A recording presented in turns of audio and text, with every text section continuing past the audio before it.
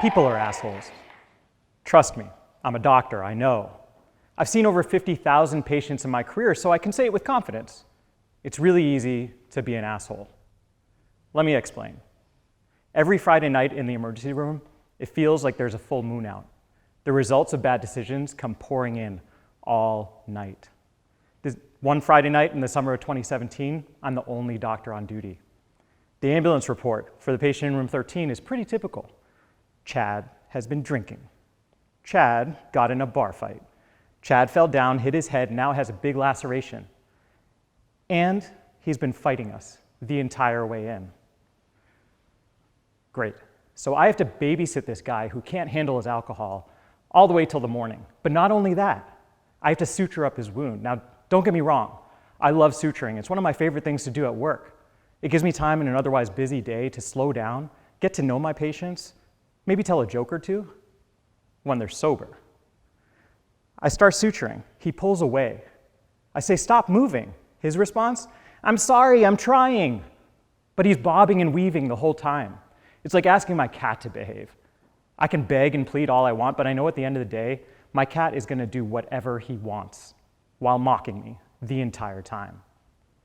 In the middle of everything, another patient comes rolling by, like I need any more of this. I walk out of the room, fling off my gloves, and expect another drunk, but I don't see a drunk. I meet Frank.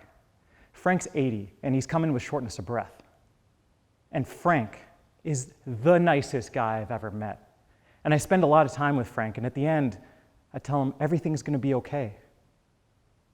And I'm leaving his room, and he goes, "Hey, Doc, thank you for taking care of me."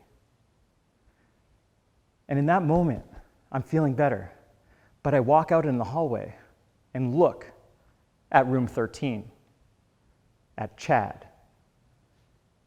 And I think, why can't you be more like Frank? Why do you have to be such an asshole? I storm back into his room. "You've wasted enough of my time.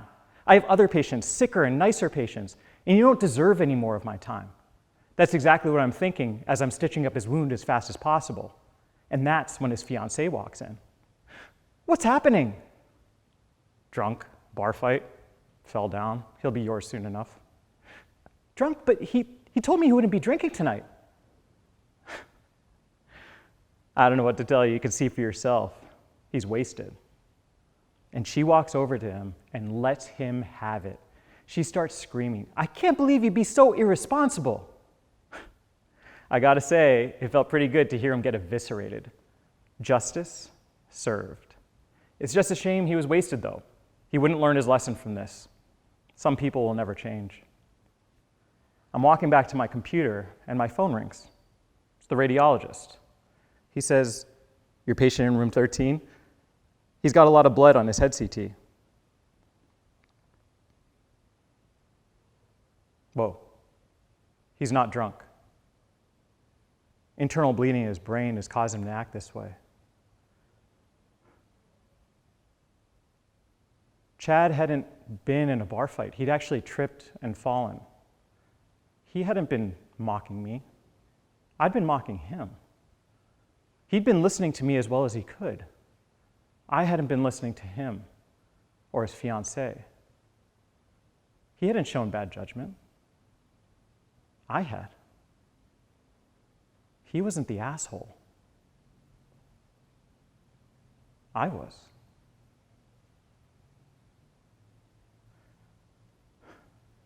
Unfortunately, Chad would be okay. He'd leave the hospital after a few days, but I wouldn't be. I spent the next few weeks hating myself for celebrating someone else's suffering, but I couldn't help it.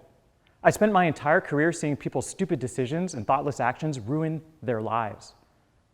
I was forced to feel this way. At the same time, I was rereading one of my favorite books, How to Win Friends and Influence People by Dale Carnegie. In it, he quotes Abraham Lincoln. "Don't criticize them. They are just what we would be under similar circumstances."